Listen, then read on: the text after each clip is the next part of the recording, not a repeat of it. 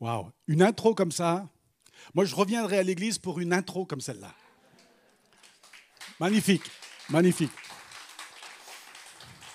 Waouh, ça fait vraiment, vraiment plaisir de revenir à Mantes-la-Jolie. Je fais un pèlerinage à Mantes-la-Jolie tous les 6 ans. Moi, je suis régulier et moi, je ne m'invite pas à Mantes-la-Jolie. J'attends que le pasteur m'appelle et m'invite. Waouh, ça fait plaisir de retrouver aussi Laurent et son épouse et les enfants. 3 sur 4, il en manque un. Et on a passé une belle soirée hier, un barbecue magnifique. Et cette fois-ci, effectivement, je ne viens pas tout seul. Je suis venu avec une princesse de Chine. Et c'est magnifique, c'est magnifique. Yuki. Vous savez, votre église, ça s'appelle EMY, c'est ça? EMY, E-M-Y. Pour moi, ça veut dire être amoureux de Yuki. Bon. Vous avez les salutations de mes parents.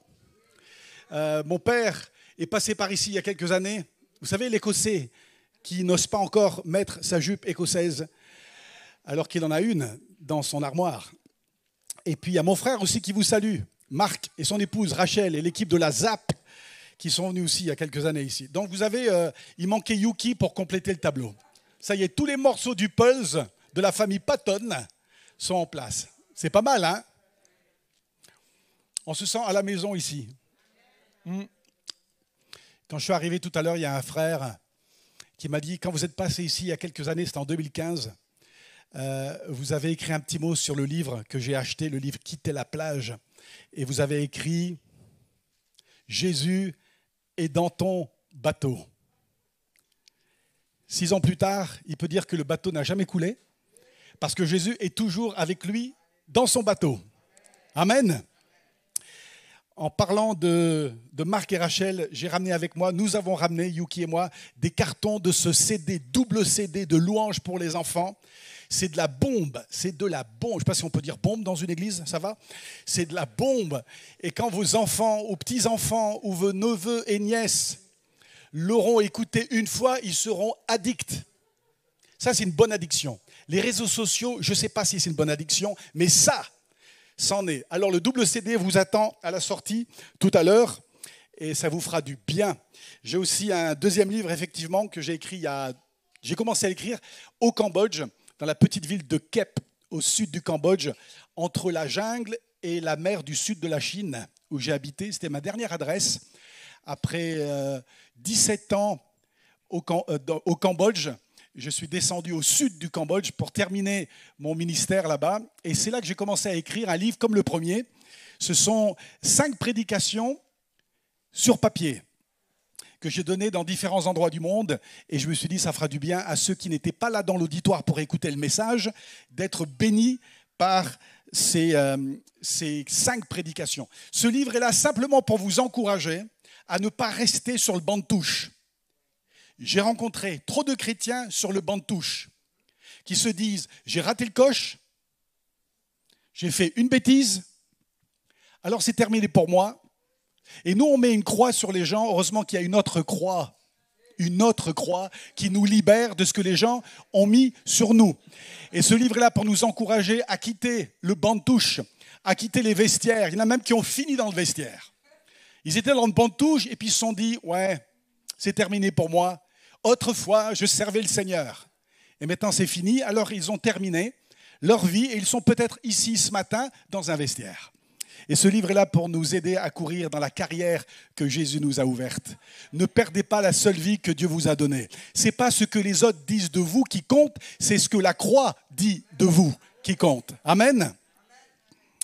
Alors, ce livre est disponible aussi à la sortie. Il est à 10 € pour ceux qui nous écoutent sur YouTube. Vous pouvez l'obtenir aussi aux éditions Première Partie ou sur Amazon ou même à la Fnac ou à la CLC. Oui, il ne faut pas les oublier, les librairies chrétiennes. Ce livre est à 10 €. Si vous n'avez pas 10 €, ce n'est pas grave. Hein, vous donnez 11 €, c'est très bien aussi. Et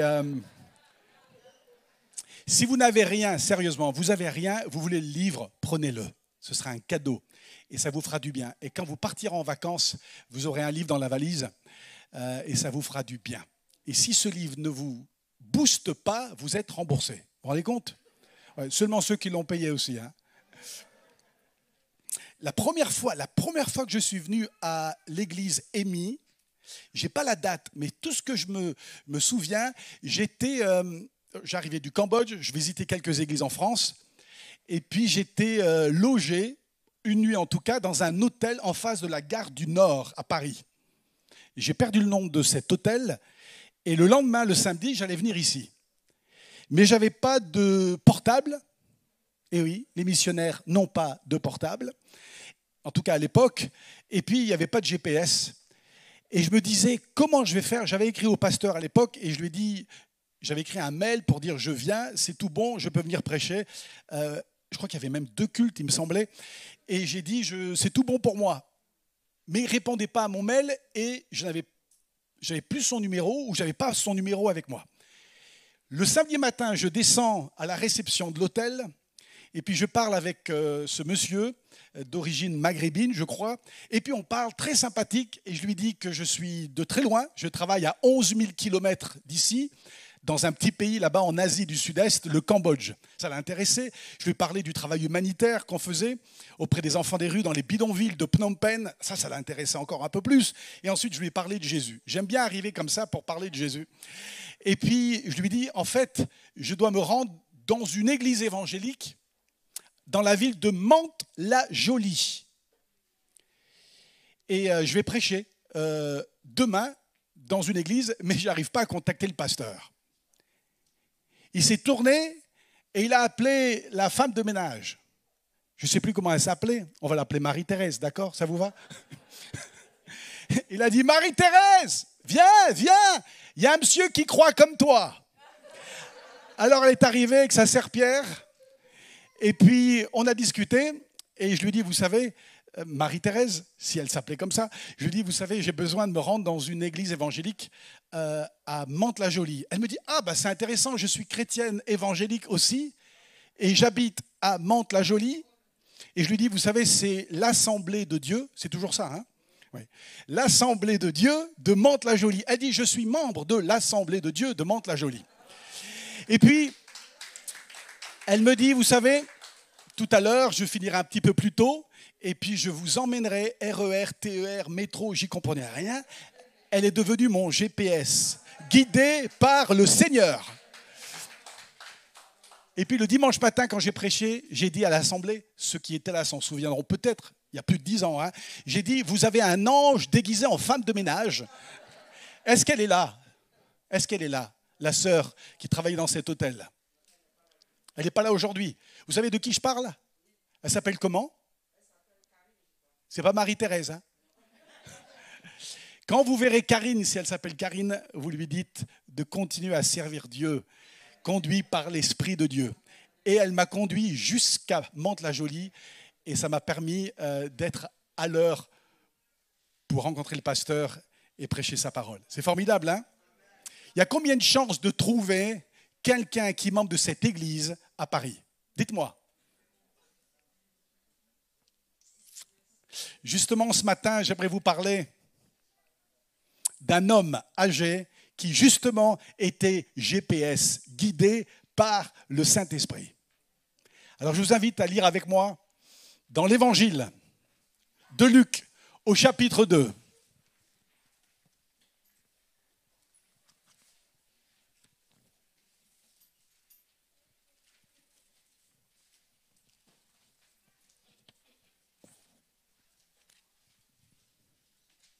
L'Évangile de Luc. Et pour ceux qui écoutent sur YouTube, je vous invite aussi à l'ouvrir dans l'Évangile de Luc au chapitre 2 et le verset 25. Et quand vous l'aurez trouvé, on va demander au Saint-Esprit justement, parce que c'est de lui qu'il s'agit ce matin, de nous guider par son esprit pour que l'on sorte de ce lieu transformé. Amen. Luc chapitre 2, vous mettez votre doigt sur le verset 25 et on va demander au Saint-Esprit de rendre toutes nos pensées captives à l'obéissance de sa parole. Hier, je parlais aux enfants de Mission Kids. Ils étaient 17 Il y avait presque autant de moniteurs et de monitrices et d'adultes. On a passé une bonne après-midi et les enfants, pendant 45 minutes, étaient captivés par l'histoire de Zachée, qui est descendu de son arbre pour ouvrir sa maison à Jésus. Je prie que les 35 minutes qui nous restent, vous soyez captivés par la parole de Dieu. Seigneur, merci pour ce récit de l'évangile de Luc, un vieux récit qui parle encore aujourd'hui et qui a parlé au travers des générations. Je te remercie parce que ton esprit nous guide. Et c'est ce qu'il va faire ce matin, c'est ce qu'il va le faire cet après-midi lors de ce service de baptême. Je te demande, Jésus, que ceux qui ne te connaissent pas puissent t'inviter dans leur vie, parce que tout ce que tu veux, Seigneur, c'est changer nos vies et faire de nous tes enfants. Dans le nom de Jésus, Amen. Voici ce que je lis dans l'évangile de Luc, chapitre 2, et le verset 25.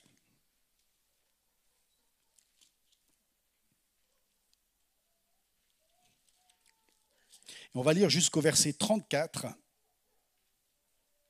Il y avait alors à Jérusalem un homme qui s'appelait Siméon. Cet homme était bon, il respectait Dieu et attendait celui qui devait sauver Israël. Le Saint-Esprit était avec lui. Vous êtes toujours là? Et lui avait appris qu'il ne mourrait pas avant d'avoir vu le Messie envoyé par le Seigneur. Guidé par l'Esprit, Siméon alla dans le temple. Quand les parents de Jésus, Joseph et Marie, amenèrent leur petit enfant afin d'accomplir pour lui ce que demandait la loi, Siméon le prit dans ses bras et remercia Dieu en disant « Maintenant, Seigneur, ta promesse s'est réalisée. Tu peux laisser ton serviteur mourir en paix. Car j'ai vu de mes propres yeux ton salut que tu as préparé devant tous les peuples. C'est la lumière qui te fera connaître aux nations du monde et donnera de la gloire à Israël ton peuple. » Le père et la mère de Jésus étaient tout étonnés de ce que Siméon disait de lui. Et on termine par ces trois mots, Siméon les bénit. Amen. Que Dieu bénisse sa parole, qu'il la bénisse aussi cet après-midi, et merci pour le Amen. Lui, il va être pasteur un jour, je le sens. Dans 20 ans. Tout à l'heure, je pensais que c'était des fouilles archéologiques ici. Mais c'est le baptistère, hein? Tout va bien alors. Siméon. Moi, j'aurais aimé avoir un grand-père comme Siméon. Siméon, tout ce qu'on sait, c'est que c'est un vieil homme. Il habite dans une maison à Jérusalem. On n'en sait pas beaucoup plus sur lui. La Bible nous dit qu'il était juste et pieux. C'est bien ça, hein? D'ailleurs, ça me fait penser à pas mal de personnes âgées en France encore aujourd'hui qui sont justes, qui sont pieuses, qui ont des valeurs chrétiennes, qui vont à l'église, qui prient discrètement chez eux. Ils ont des valeurs chrétiennes. Ils ne connaissent pas encore Jésus personnellement. Ce vieux Siméon, quand j'ai lu ce récit, je me suis dit, il est fascinant quand même, hein? Il a comme une relation personnelle avec le Saint-Esprit. Il n'a encore jamais rencontré Jésus, mais il connaît le Saint-Esprit. Si ça brouille votre théologie, j'y suis pour rien. Il n'a jamais rencontré Jésus, mais il connaît déjà l'Esprit Saint. Et si la prière, c'était ça justement, de connaître l'Esprit de Dieu, comme Siméon, le grand-père de Jérusalem. On demande souvent aux gens, est-ce que tu as une relation personnelle avec Jésus? Peut-être qu'on devrait aussi poser cette question, est-ce que tu as une relation personnelle avec l'Esprit Saint? Est-ce que tu le connais, l'Esprit de Dieu? Tout d'abord, il est dit, le Saint-Esprit était sur lui. Quand j'ai lu ça, ça m'a surpris. Parce que jusqu'à maintenant, moi, je pensais que l'Esprit de Dieu arrivait dans Acte 2. Mais il est déjà dans Luc 2. Un livre avant, il est déjà là. Bon, d'ailleurs, il a toujours été là, le Saint-Esprit. Le Saint-Esprit n'a pas attendu Acte 2 pour arriver. Il était déjà dans Luc 2 avec le vieux Siméon. Il était en avance sur son temps. Hier, avec votre pasteur, on parlait d'un ami commun, Claude Biville, qui, quand j'étais stagiaire à Amiens, je me disais, il est vraiment avant-gardiste. il est un petit peu en avance sur les autres. Il a compris des choses que les autres ont finalement compris dans les églises. Et le vieux Siméon était en avance sur son temps. Il n'a pas attendu la chambre haute pour connaître l'Esprit Saint. N'attendez pas de venir à l'église pour connaître l'Esprit Saint. N'attendez pas de lire tous les livres sur l'Esprit Saint pour connaître l'Esprit Saint. Le vieux Siméon, chez lui à Jérusalem, la Bible dit, l'Esprit Saint était sur lui. Vous avez déjà rencontré quelqu'un comme ça, où vous voyez que l'Esprit Saint est sur lui ou sur elle? Ça fait du bien. Dans mon expérience, c'est comme si quelque part ce sont souvent les personnes âgées dans les églises sur qui justement repose l'Esprit de Dieu. Je ne sais pas pourquoi. Est-ce que parce qu'ils ont des années de marche avec Jésus, parce qu'ils ont passé peut-être beaucoup de temps dans la prière, parce qu'ils ont peut-être du temps, ils sont à la retraite, je ne sais pas. Mais dans mon expérience, c'est souvent les aînés sur qui on ressent la colombe de l'esprit. Je me souviens de ce missionnaire, Oscar Calcani. Avec sa femme Odette, ils ont servi Dieu des années au Burkina Faso.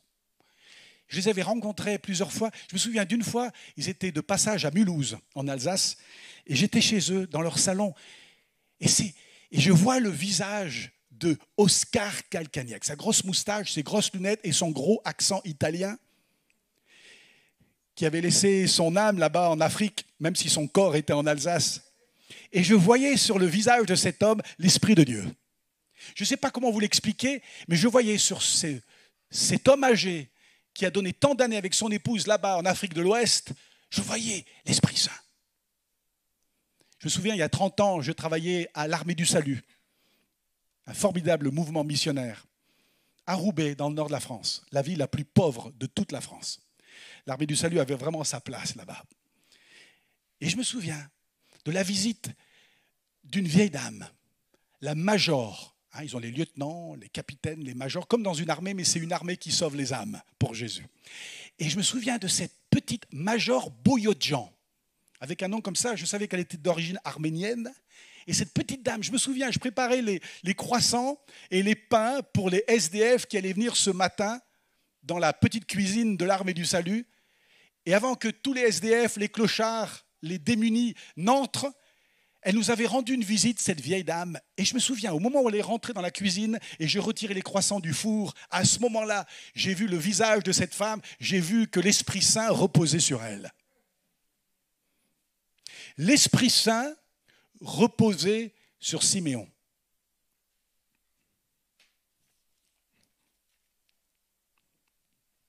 Est-ce que l'Esprit Saint repose sur vous ce matin ? Est-ce que ceux qui vous voient l'Esprit de Dieu sur vous? Parce que vous savez, si l'Esprit Saint repose sur vous, vous allez entreprendre des choses pour Dieu que rien d'autre ne pourra vous faire les entreprendre pour lui. Ni vos diplômes, ni votre argent, ni vos connexions, rien ne peut remplacer l'Esprit Saint sur vous. Et si vous passez du temps avec l'Esprit Saint, votre vie va changer. Et c'est ça la prière véritable. Passer du temps avec l'Esprit de Dieu. Et puis j'ai lu un peu plus loin, c'est bien parce que ça fait un sermon à 3 points. Et je vois que le Saint-Esprit, il est toujours là dans Luc chapitre 2. Il est dit plus loin, on l'a lu tout à l'heure, le Saint-Esprit lui avait révélé à Siméon qu'il ne mourrait pas avant d'avoir vu le Messie du Seigneur. Je l'imagine, Siméon, ce n'est pas écrit, mais je l'imagine. Des fois, j'aime lire un petit peu entre les lignes. Vous savez, comme les rideaux qu'on tire. J'essaye de voir ce qui se passe. Je l'imagine, ce vieux Siméon, chez lui à Jérusalem, et puis l'Esprit qui vient lui chuchoter à l'oreille. « Hé, Siméon, avant de mourir, tu verras le Messie envoyé du Seigneur. » Il y a certains qui diraient « J'entends des voix ». Qu'après le pasteur qui dirait « J'ai peur, j'entends des voix ». Ou j'ai bu trop de café hier soir, j'entends des voix. Lui était tellement rempli de l'Esprit Saint, ce vieux Siméon, qu'il pouvait entendre la voix de l'Esprit. Il savait reconnaître la voix de l'Esprit Saint. C'est quand la dernière fois que le Saint-Esprit vous a révélé quelque chose? C'est quand la dernière fois que Dieu vous a parlé par son esprit? Ça remonte à 1976? Non? Parce que depuis, il avait envie de parler. Hein? Est-ce qu'il vous a parlé ces derniers jours? En lisant la parole, est-ce que vous avez demandé à l'Esprit Saint de vous parler? Vous savez, c'est étonnant la parole de Dieu, c'est différent de tous les autres livres qu'on peut acheter, parce qu'on peut lire 100 fois l'histoire de Zachée, et l'Esprit Saint peut nous parler de 100 manières différentes tirées de la même histoire. Parfois on dit, mais je la connais cette histoire. Et l'Esprit te dit, j'aimerais t'apprendre autre chose de cette histoire. L'Esprit Saint parle encore aujourd'hui. Est-ce qu'il t'a révélé quelque chose ces derniers temps? Qu'est-ce qu'il vous a dit, l'Esprit Saint? Il est dit, dans les derniers jours, dit Dieu, je répandrai de mon esprit, vos vieillards auront des songes. Vos vieillards auront des songes. J'aimerais parler aux vieillards, même si la moyenne d'âge est de 44 ans dans cette église. Il y a des hommes et des femmes qui sont plus âgés que 44 ans. Ils ont peut-être déjà la retraite, 70, plus que 70. L'Esprit Saint voudrait aussi te parler. Et il y a des anciens qui se disent, le Seigneur s'est servi de moi à l'époque. Ah, Timothée, dans les années 70, on a vu des choses. On a monté des chapiteaux, on a prêché l'évangile, on faisait du porte-à-porte, on faisait des stands bibliques. Ah, c'était une époque où l'Esprit de Dieu agissait. Il agit encore aujourd'hui. Et il voudrait se servir encore de toi, quel que soit ton âge.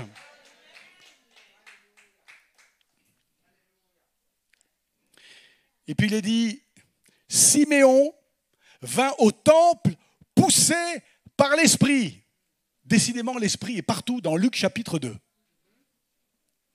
Et quand j'ai lu ça, j'ai dit, c'est formidable. La troisième fois, c'est l'Esprit Saint pousse Siméon en direction du temple.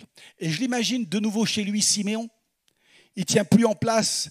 Il ne sait pas ce qui se passe, il sent qu'il doit sortir de chez lui et l'Esprit le pousse hors de chez lui.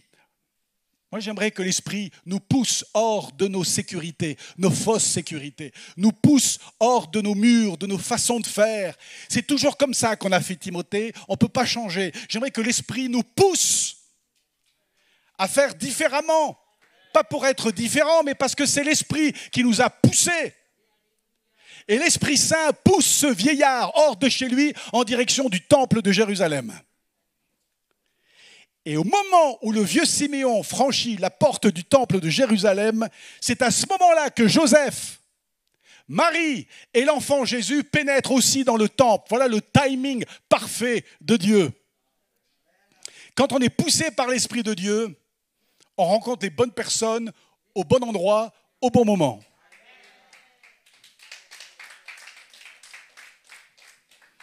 Éric Sellerier, qui est un ami, a écrit un livre, Connexion divine.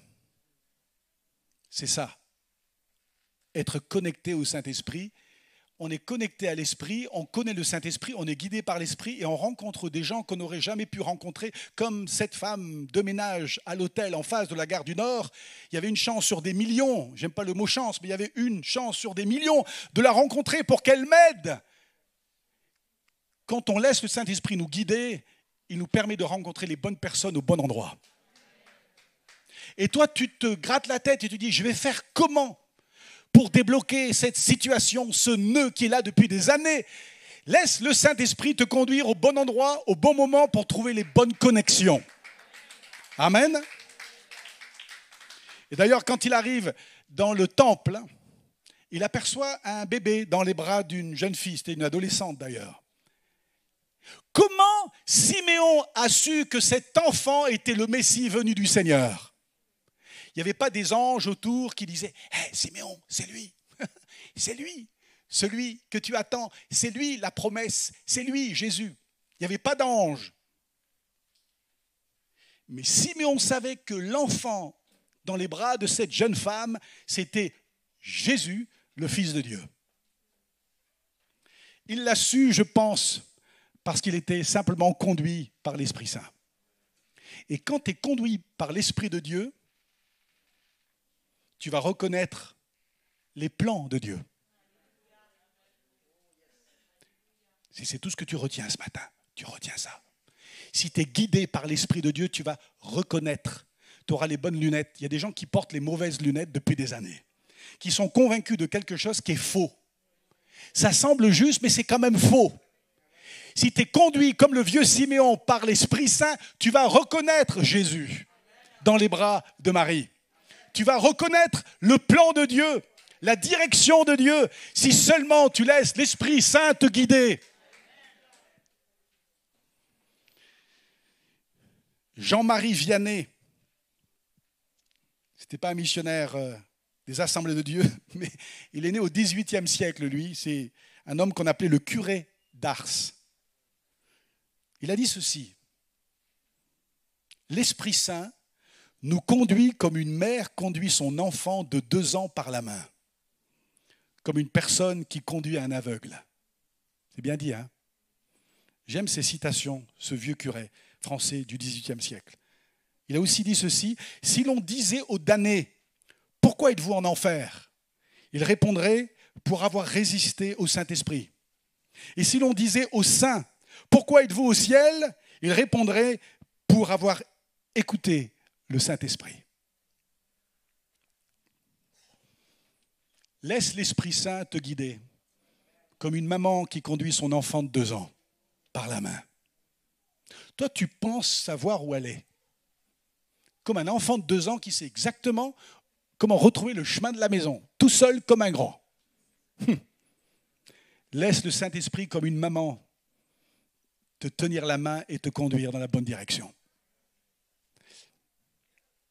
Je me souviens quand mes parents travaillaient au sein de l'Assemblée de Dieu de Dunkerque, Saint-Paul-sur-Mer pour être exact, où se trouve l'un de vos amis pasteurs, je pense, Philippe Dugard, qui est un très bon ami, Philippe et Sylvie, des gens formidables, sur la côte d'Opale. Vous cherchez un lieu de vacances, allez à la côte d'Opale. Il n'y a personne qui se balade sur la plage de la côte d'Opale. Ils vont tous à la côte d'Azur, allez à la côte d'Opale. Et Philippe et toute l'équipe, là-bas, ils sont à la côte d'Opale. C'est magnifique, c'est près de la Belgique, et les frites sont bonnes. Et pourquoi je vous dis tout ça? Et mon papa et ma maman, pendant un temps, travaillaient aux côtés des frères et sœurs de l'équipe pastorale, là-bas à Saint-Paul-sur-Mer, sur la côte d'Opale. Et puis à un moment, ils ont commencé à sentir qu'il y a une page qui se tournait et que Dieu les appelait à aller ailleurs. Un peu comme Siméon, quand il sentait qu'il fallait sortir de chez lui parce que l'Esprit le conduisait au temple de Jérusalem. Et mon père et ma mère se sont rendus compte qu'il n'y avait pas d'église évangélique, il n'y avait pas de bâtiment, un lieu de rassemblement à Boulogne-sur-Mer, toujours sur la côte d'Opale. Boulogne-sur-Mer, c'est le plus grand port de pêche de France, si ça vous intéresse. Et ils sont partis à la pêche aux âmes, dans le plus grand port de France. Et papa et maman ont invité des amis, des voisins, des connaissances chez eux dans leur salon. Et toutes les semaines, mon père prêchait l'évangile dans la salle à manger de leur maison à Boulogne-sur-Mer. Tous les matins, papa et maman gravissaient la colline qui longe la mer. Et là, de la falaise, tous les jours, qu'il pleuve, qu'il neige, qu'il vente, et il vente beaucoup là-bas, ils étaient sur la falaise qui surplombe la ville de Boulogne, et on voit de loin la mer, et ils priaient, ils disaient « Seigneur, donne-nous cette ville ». Et puis un jour, il y avait tellement de monde dans leur salon que mon père a dit à ma maman, il lui a dit « Écoute, il va falloir qu'on trouve un local un peu plus grand que cette salle à manger pour avoir des cultes toutes les semaines ». Et mon père s'est senti poussé comme le vieux Siméon, par l'Esprit de Dieu. Il est sorti, il a tourné à gauche, il a marché 7 minutes. 7 minutes avec un GPS. Et il est tombé sur une vieille brasserie à louer. L'imprévu. Ce n'était pas prévu, mais Dieu l'avait prévu. Il a pris le numéro, 7 minutes plus tard, il revient à la maison et il dit à maman, « Darling, I have found the place. » J'ai trouvé l'endroit. Et ils ont appelé, ils ont loué. Il y a une équipe de personnes âgées, des vieux, ce n'est pas péjoratif, mais des vieux sont arrivés de l'Angleterre. Une équipe, et ils ont transformé cette brasserie, l'imprévu, en un lieu de culte. papa a été guidé par le Saint-Esprit. Ça a suffi 7 minutes. Quand on est conduit par l'Esprit, ça va des fois très très vite. Et cette salle est devenue tellement remplie, trop petite, que quand mes parents ont quitté Boulogne-sur-Mer et ont passé le relais à Daniel et Catherine Schulz, Daniel et Catherine ont trouvé un autre endroit qui s'est aussi rempli. Ils sont peut-être là ce matin. L'église, elle est pleine. Tout ça a commencé parce que un vieil Écossais, même les Écossais peuvent entendre la voix du Saint-Esprit. Et comme c'est gratuit, ça les intéresse. Et mon père a trouvé un local. Et il y a une église aujourd'hui. Il y a un phare dans les ténèbres. Et les âmes sont gagnées à Jésus parce que quelqu'un a décidé de laisser l'Esprit Saint le conduire. Amen. On approche bientôt la fin de ce récit. J'aime bien quand il est dit plus loin, Siméon prit l'enfant. Moi, j'ai mis un grand E à l'enfant. J'aime quand il y a un grand P à père. Il y a un grand E à l'enfant Jésus. Siméon prit l'enfant dans ses bras et dit « Maintenant, Seigneur, tu laisses ton serviteur que je suis s'en aller en paix. » Il serre dans ses bras le Fils de Dieu. Il serre dans ses bras Dieu. Eh oui. Vous vous rendez compte? Imaginez la scène, là, dans le temple de Jérusalem. Les autres ne savent pas. Ils courent à droite, à gauche. Des religieux peut-être. Ne soyez pas des religieux. Prenez Jésus sur votre cœur. C'est ça la différence. Dans le temple, il y avait des religieux qui couraient partout, qui faisaient leur pèlerinage. Et si on ne fait pas attention, on peut même faire un pèlerinage à l'Assemblée de Dieu de Mantes-la-Jolie. Si on ne fait pas attention. Ne venez pas ici pour faire un pèlerinage. Parce que si on ne fait pas attention, on en parlait avec votre pasteur hier, combien d'églises ont fermé en France parce qu'on est devenu, comme ceux qu'on pointait du doigt il y a 40 ans, on est devenu religieux. Et un mouvement est devenu un monument. Le vieux Siméon est sorti du lot. Tout le monde courait pour faire leur devoir religieux, apporter l'offrande dans la boîte, dans le temple de Jérusalem, faire des prières, lire des textes de la Torah. Tout le monde courait, faisait leur service religieux. Surtout, n'entrez pas dans un service religieux. Allez directement à Jésus. Quand vous venez ici, venez pour Jésus. Venez pour Jésus. Même si la louange, elle est magnifique. Moi, je peux vous dire, si toutes les églises avaient un groupe de louange comme le vôtre, il y aurait le feu en France. C'est sûr. Mais venez pas pour la musique. Venez pas pour le prédicateur. Venez pas pour Saïd la semaine prochaine. Venez pour Jésus. Que lui. Et cette église va rester une église solide si Jésus est au centre du temple. Venez pour lui. Venez pour lui. Il y a des gens qui viennent parce qu'il y a un orateur de passage, où il y a un groupe, où il y a des artistes, des gens connus. Oh, ils ont 2 millions de vues sur YouTube. Venez pas pour eux. Venez pour Jésus. Et Siméon, il a serré Jésus sur son cœur. Quelle belle image. Tu n'auras jamais la paix, jamais, tant que Jésus, tu ne l'as pas serré sur ton cœur. Il y a des gens qui serrent un chapelet, un crucifix, un porte-bonheur. Pas étonnant que tu n'as pas le bonheur. Lâche tout ça et serre Jésus sur ton cœur. C'est Jésus qu'il te faut. C'est Jésus et Jésus seul qu'il te faut. Je parlais un jour avec un jeune en Suisse. On se promenait, on était en groupe. Et puis j'ai découvert que ce jeune avait été élevé dans une église évangélique. Son père était pasteur. Et puis il s'était détourné de la foi. Et je lui dis, mais qu'est-ce qui s'est passé? Il dit, j'ai tellement été déçu avec ce que j'ai vu dans l'église. Déçu avec les chrétiens, déçu avec toute la structure. J'ai dit, je te comprends. Et je lui ai rappelé un proverbe, ce n'est pas écrit dans la Bible, c'est un proverbe allemand qu'on a bien traduit aussi en français qui dit « Ne jette pas le bébé avec l'eau du bain ». Et je lui ai dit, tu sais, l'eau du bain, ce n'est pas propre quand un bébé a pris un bain. Et l'eau du bain, c'est tout ce qui t'a déçu dans l'église, je lui ai dit.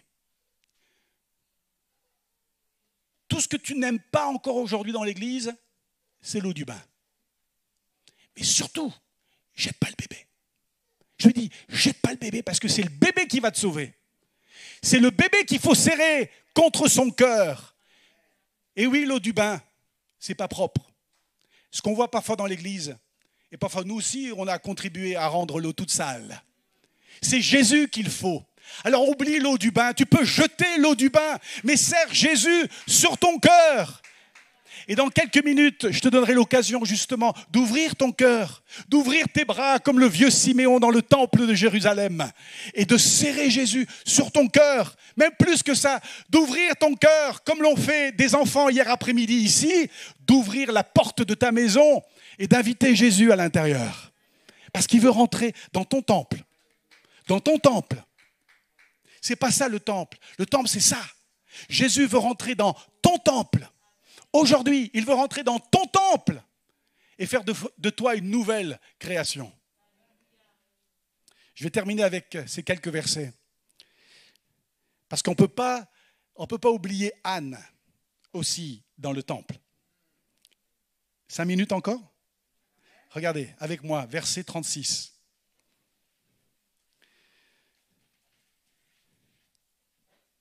Luc 2, 36 pour ceux qui, sur YouTube, viennent juste d'arriver. Nous sommes dans l'évangile de Luc au chapitre 2 et voici le verset 36. Il est dit ceci. Il y avait une prophétesse appelée Anne. Que Dieu lève des prophétesses aussi. Déjà, on n'a pas beaucoup de prophètes, alors des prophétesses, ce serait un miracle. Mais ce serait tellement bien. Il y avait aussi une prophétesse appelée Anne qui était la fille de Panuel de la tribu d'Asser.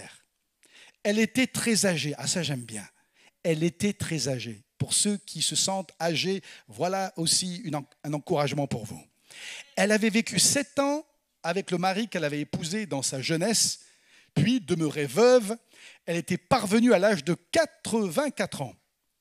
Elle ne quittait pas le temple, mais elle servait Dieu jour et nuit. Voilà ce qu'elle faisait. Elle jeûnait et elle priait.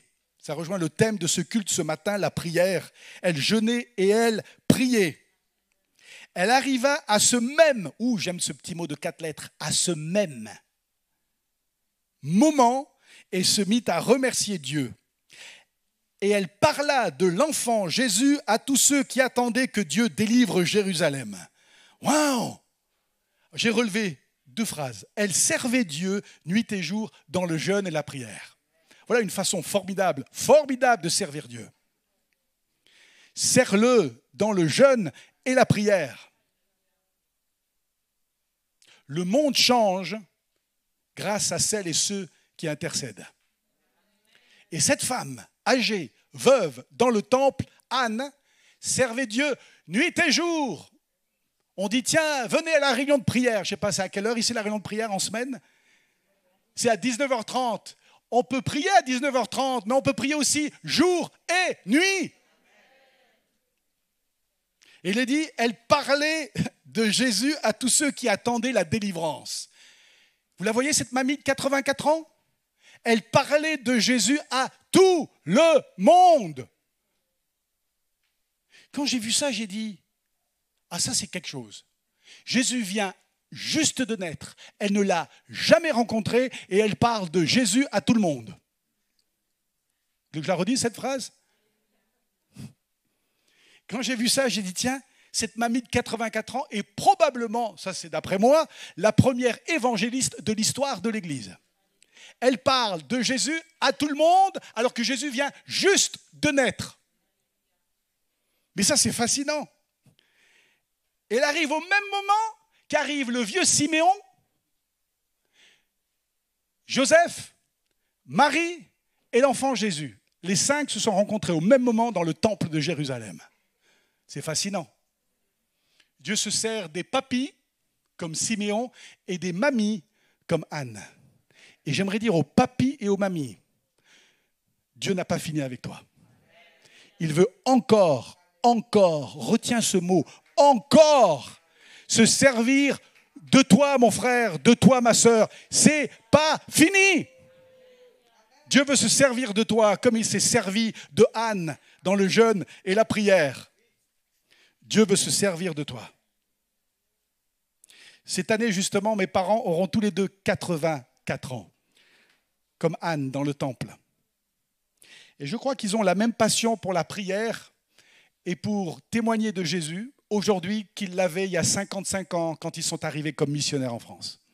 Ça n'a pas changé. Le feu pour Jésus et pour les âmes perdues ne s'est jamais éteint. Sur toute leur vie, j'ai vécu peut-être 26, 27 ans avec eux. Et j'ai vu papa et maman tout le temps, tous les jours, qu'ils le veuillent ou pas. Ils ont prié ensemble. Ils n'ont pas fait une prière pour commencer la journée ensemble, mais ils ont investi du temps de qualité dans la prière ensemble. C'est ça la différence. Et il y a des couples qui ne tiennent pas la route. Ils vont lire des livres, c'est bien. Ils vont à des conférences pour embellir leur mariage. Ils vont voir des conseillers qui vont les aider à dénouer des nœuds dans leur couple. Moi, je ne suis pas marié, ce sera le cas dans 3 semaines. Mais j'aimerais dire à des couples mariés où ça bat de l'aile, la question que je poserai, est-ce que vous passez tous les deux du temps, tous les jours, dans la prière? C'est la clé. Ma maman, et je termine avec ça, ma maman, tous les jeudis matins, depuis 9 ans bientôt, elle marche. Pendant le Covid, elle a fait la pause, mais la pratique a continué différemment. Mais tous les jeudis matins, depuis bientôt 9 ans, ma maman marche de chez eux à Tourcoing, dans le nord, jusqu'à la ville voisine de Roubaix. Quand je sais le trajet qu'elle fait, c'est des quartiers chauds. Et ma maman, elle va toute seule parce qu'elle aime la marche. Elle n'a qu'une envie, c'est de retrouver à 9 h tous les jeudis, dans la salle de l'école du dimanche d'une église évangélique à Roubaix, sa meilleure amie, Edwige, du Togo. Vous n'êtes pas de la Finlande, hein? Pour avoir dit Amen à Togo, to go. C'est ça, c'est un bon pays, ça. C'est positif, hein? To go. I'm going somewhere. Et ma maman, elle retrouve Edwige du Togo. Les deux femmes n'ont rien en commun. Edwige, elle vient du Togo, elle a mon âge, et ma maman, elle vient de l'Angleterre, elle a 84 ans. Mais ils ont une chose en commun, l'intercession tous les jeudis matins. Et tous les jeudis, ma maman retrouve sa partenaire de prière. J'ai eu l'occasion d'y aller 2 ou 3 fois. Je n'ai pas le niveau. Ces deux femmes, elles ne se racontent pas leur semaine. Voilà le premier piège dans lequel on tombe. Quand elles rentrent dans cette salle de l'école du dimanche de l'église de l'Union à Roubaix, rue de Tourcoing, si vous voulez la trouver sur le Google, elles se retrouvent à 9 h et elles prient non-stop jusqu'à 10 h. Tous les jeudis. C'est ça l'intercession. C'est ça la persévérance. Et elles ont vu des percées. Parce que si vous percez, vous verrez. C'est ça, percer, verrez. Et si vous percez dans la prière, vous verrez des miracles dans votre vie. Et là, peut-être la meilleure chose que vous puissiez faire à la fin de ce culte, c'est de trouver une ou un partenaire de prière. Ça ne coûte rien. Si vous êtes comme moi, écossais et auvergnat, et vous aimez votre portefeuille, eh bien c'est parfait. Vous n'avez rien à payer. C'est gratuit. Vous trouvez un partenaire de prière ou 1 ou 2 partenaires de prière, si vous le faites au téléphone pour l'instant, en attendant que ce Covid passe, faites-le par téléphone et priez ensemble. Le temps qu'on passe à scroller sur notre écran, on pourrait le passer à investir dans le royaume de Dieu. Priez avec quelqu'un. Et Dieu va se servir de vous comme il l'a fait pour Siméon et pour Anne. Amen. On va prier ensemble.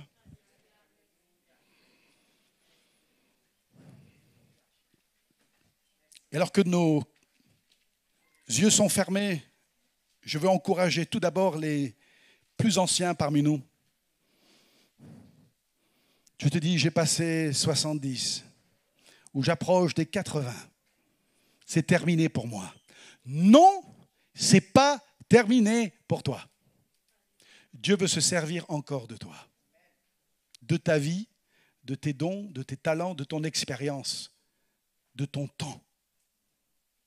Si Dieu s'est servi de Siméon, si Dieu s'est servi de Anne, il veut aussi se servir de toi.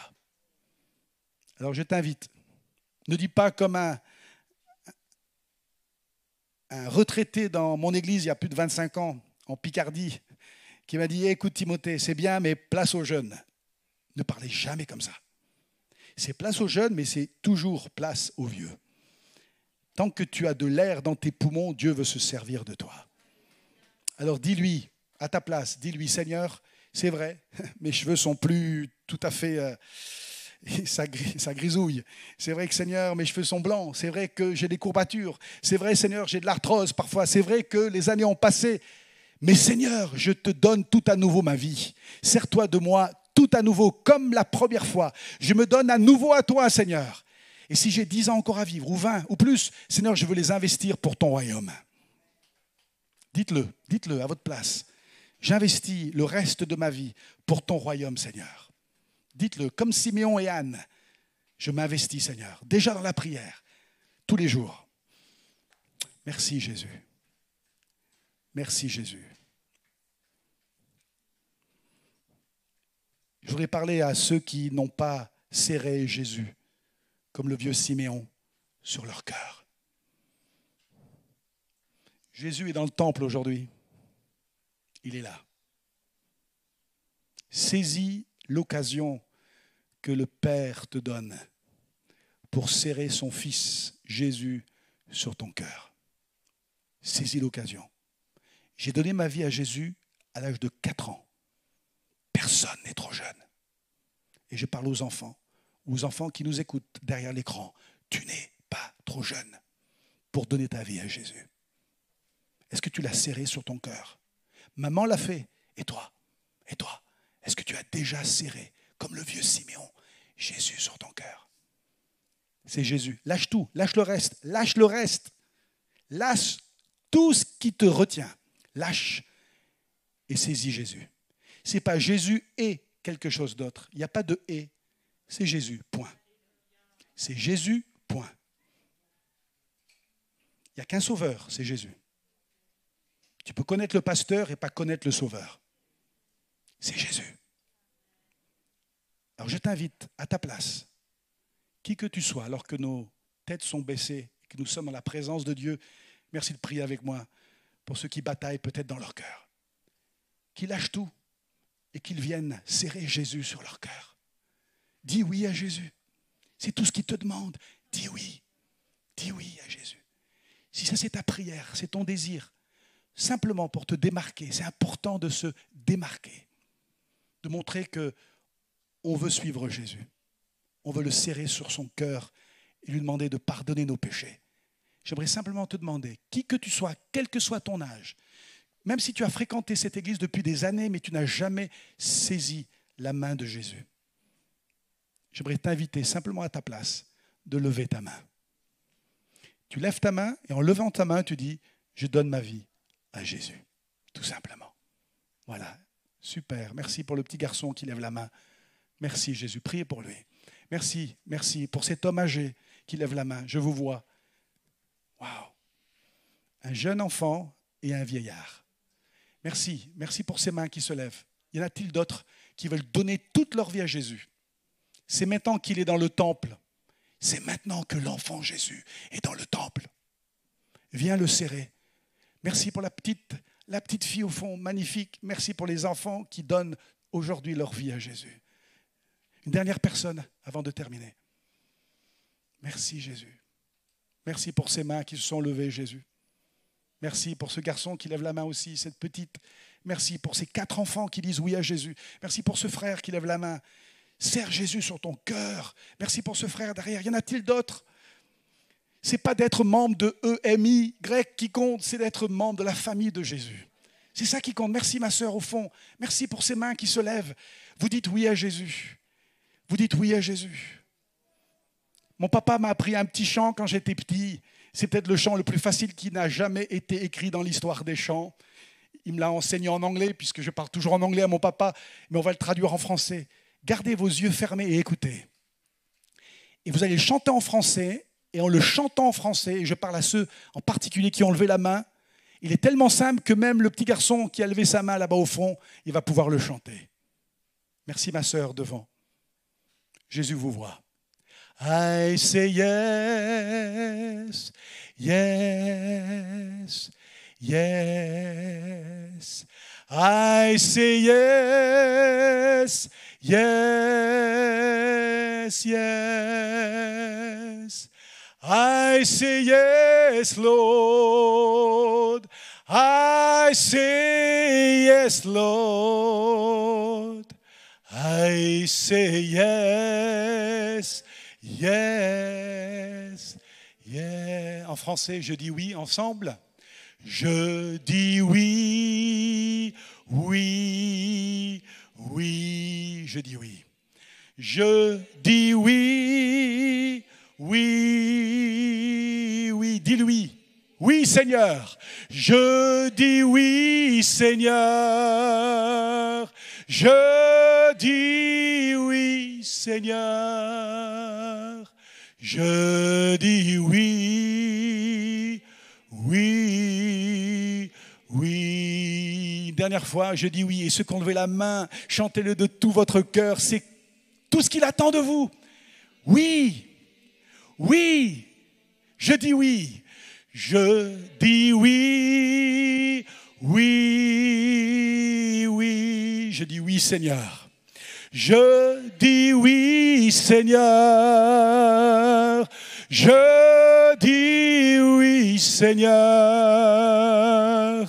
Je dis oui, oui. Je dis oui, Seigneur. Je dis oui, Seigneur. Du fond du cœur. Je dis oui, Seigneur. Je dis oui, oui, oui. Pour ceux qui ont levé la main, vous allez répéter après moi cette prière de confession.